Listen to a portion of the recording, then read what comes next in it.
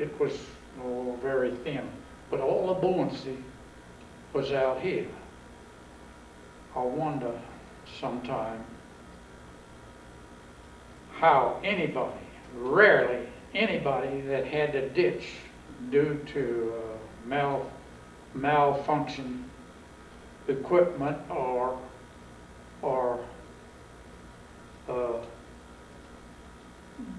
being crippled in combat ever made it back, because especially in the North English Channel, your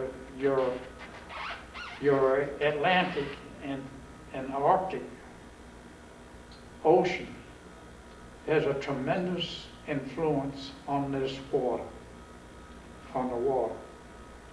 Sometimes it would be, as intelligence reported back to us, between 8 and 12 degrees Fahrenheit. Just imagine the chill factor. Gosh. If a man got in, literally you're scared to death because you're bailed out. You're not a professional, parachute diver Right. to begin with. You've had to think, when you left the plane, if you could leave a normal procedure, you would have to dive. You dive with your hand grip on your D-ring. D-ring is fastened to the ripcord of your parachute. Mm-hmm. You had to count to be safely away from the plane, from your plane tail section, or maybe if he's in a spin, a lazy spin, not a close spin, because a close spin, the centrifugal force is so great, it pins you down where either you were standing or you were knocked down or against a wall of the plane. The wall being basically the skin of the airplane, thin layer of alloy aluminum. I have another question. But if they went in a round, late spin and circle, and usually, if at all possible, you about to run out?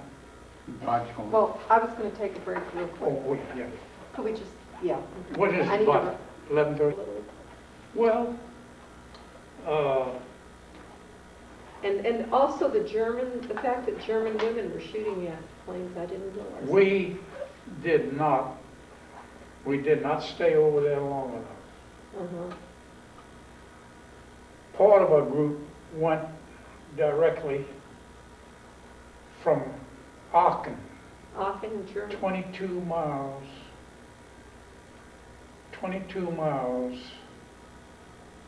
from Belgium, Mm-hmm. where the bulge was, the heart of the bulge. Go ahead.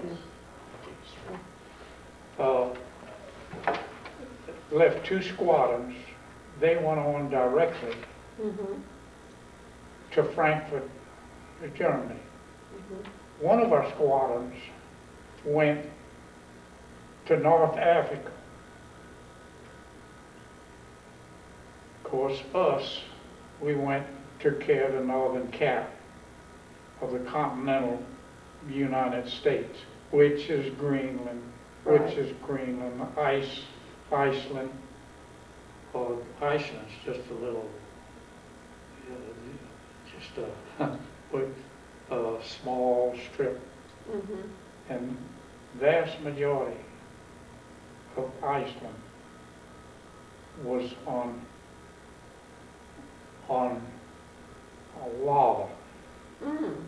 Oh yeah, they had a notorious back in history. I don't know Yeah. when it was eruption, and it was a brown rock. So, reason why I'll never forget the color of that rock is because it was tricky flying up there. Bomber groups didn't have too much trouble of running into what's now known as wind shear. Wind shear is often is a vacuum pockets, because you've got air going around you. You've got pressure points. In order to have pressure points, you have to have a vacuum. Well, sure, there'll be wind then. Right. Well, a plane, especially jet planes, and our fighters, some of our fighters, would be more on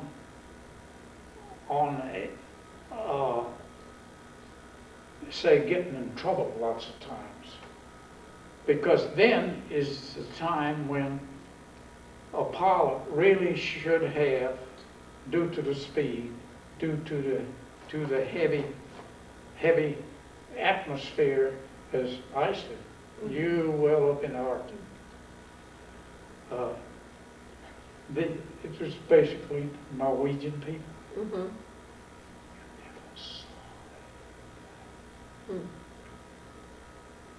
No, I'm sure. Very light-skinned, Oh, almost pale. Yeah. happened to some of them. Them, not us. Yeah. But we still on. Yeah, we want to talk about your experiences with those pilots right before they went up, before they went up. Sometimes I think they didn't know they were going to come back or not. And Short of anything being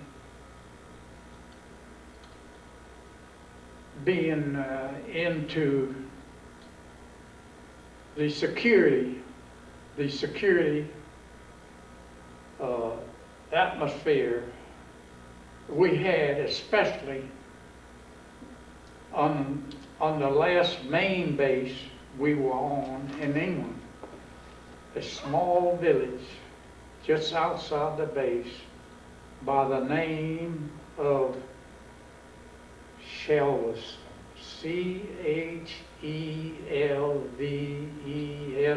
Chelveston. When I first heard of that, Galveston flared up, and apparently I did not hear the Shelveston part of it. The first sergeant happened to be there. He said, Oh. he knew the record. He said, now, we did not say, look right at me, we did not say Galveston.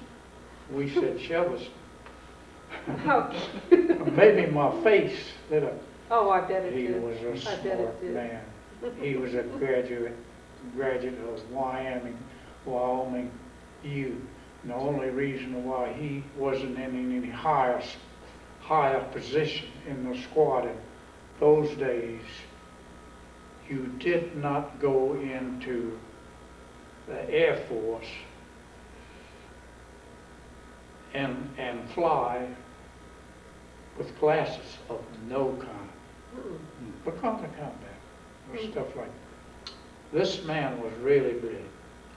He could not necessarily talk down, but he could highly intelligent talk to the colonel, Colonel LeMay.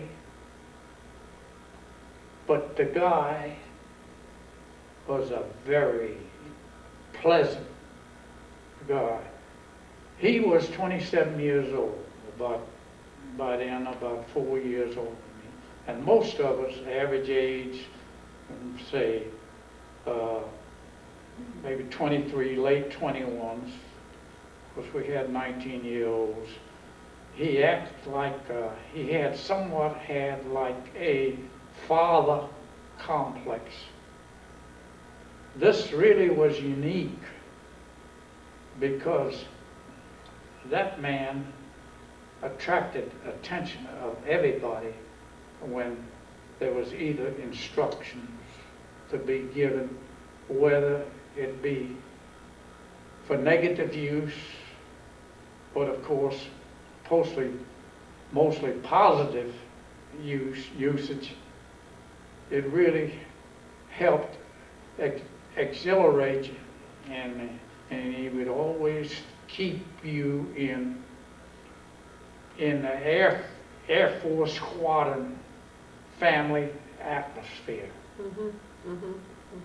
You know, but his glasses, I would say, oh, maybe I'm exaggerating, was at least an eighth of an inch thick. Wow.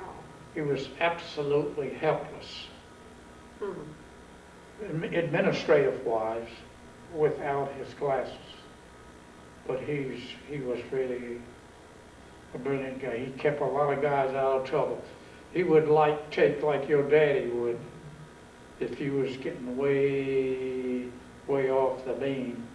Now, He wouldn't take guys by the shirt collar and all that, but he'd get right up there and talk to them, wouldn't spit in the face, anything like that. But he'd talk to them seriously. And most generally, a lot of guys that should have went to the brig. We had a base brig. They did what you call the dog robbing, latrine, stuff, if they had to be done. On the British, well, we won't get into that. The British conditions, they couldn't help it. Yeah. I'll tell you off the record. Well, what about your job was essentially you were a mechanic, am I right? Originally, I was one of the few people that had carpenter experience. What kind? Carpenter Oh, okay. experience. And the reason for them to more or less put their finger on me, we did not have office furniture whatsoever. So, looks like when they ship all the equipment in and all that, what they could, Americans being as wasteful as they are by nature, especially by European standards of either preserving or keeping things, at least keep them a while, because there is always somebody somewhere can use them. I don't mean pile up in a trash pile or anything like that. But that's what you were doing mainly. I was walking out in where they had the dump. And it was it was with Tech Supply clerk. And all airplane parts and all that. In my section was too much for him, for any one group. So we learned as we went. That's why I wound up in the unit equipment section. But it didn't upset me, but I just told him what I thought. You know, what that old Army guy told me. Yeah. That wood, them boxes, some of them crates were good enough to make a stand. And the first thing it got back to the first sergeant, he said, hold a minute. So they went to town and bought a carpenter's toolkit. You might know 2/3 of it you would never even use. The average carpenter, the skillful carpenter. I knew something about carpentry because I had a uncle. Came from an old-time carpenter family. His daddy was taking him on the job when he's 7 years old, you know, when he wasn't in school, and making him, you know, clean up or police up to keep him out of mischief because he's kind of hard for his mom to handle.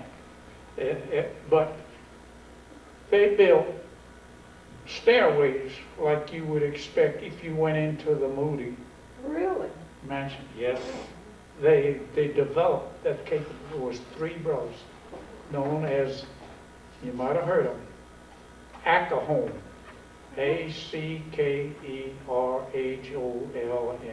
They were in Galveston? Swedish. Their daddy was a Swedish immigrant. Were they in Galveston? Hmm? Did they live in Galveston, or? They were in Galveston. And they did this in Galveston?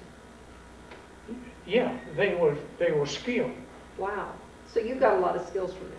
Well, I got some reasonable ideas. He told me skills by their standards, no, had a long way.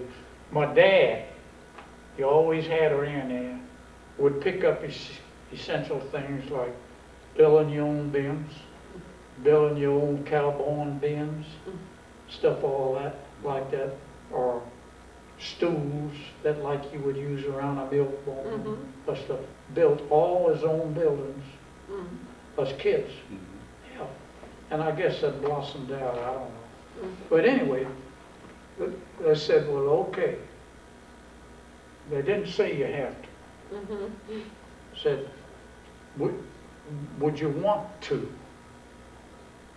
They always use that psychology. Would you want to kind of fix up maybe a podium or a stand that when squadron commander comes, oh, there's nothing to it. I went and found me a box that some of them boxes had sections. It was about this high, and then the section, by standing it up, busting one side out, we had shelves. Oh, yeah. So heck, there was hardly nothing to it. Yeah. But it kind of looked like, because some of it had been exposed to rain and weather. And I told him, I said, well, if you'd go get some paint, you couldn't just get on the phone and get paint, anything like that. Then you had to have a priority. Well, the squadron adjutant, which is an officer, he was a ground man. I'll say this, the flight personnel called them paddle feet, because they didn't fly, they were not. But he was an officer to take over when the squadron commander, which was a flight experienced senior pilot. I see. And of course, the first sergeant filled in, I'm sure that worked in all branches of the service. Now, you told me you flew some too, didn't you? Ma'am? You flew some. Flew some, yes. You want to talk about that? That'd be good to get down. Come on, one of them I'll tell you. I mentioned in there, Yeah. I believe, reaching my lowest ebb when I was in service. It was that day I'm talking about. We put up, the order come to put up maximum effort. Maximum effort meant all the available combat-ready aircraft you could put up over the enemy. Well, we were lucky. We had a good run of maintenance where there wasn't too many abortions. Abortion meant when you had to cop out, you couldn't fulfill the mission. Right. You know, abortion. I always wondered, why in the hell would they pick up? But I'll swear. But that's what they... That was it. Yeah. That was it. Yeah. Well, but anyway, they'd come back, of course, it'd be lots of regions. And I felt like, along with a lot of the senior people, lots of times, some of those regions could be figment of imagination. But if it's on that flight report, which was a A1 pilot report, he debriefed soon as he got to the plane of what possibly the mechanical might look into, or maybe wasn't functioning right, or didn't, or quit functioning, or sometimes tune the engine up, or something. And then sometimes it was to coordinate all four engines. Mhm. You do those things nowadays with the computer, Mhm. and there's a master Mhm. before you ever get to a computer. That is all this advanced technology is wrapped up into modern day now fighter bombers, the advanced planes, the ones that have the capability of flying from a base here in continental United States, usually would be probably Florida or someplace on the East Coast if we're going to Europe.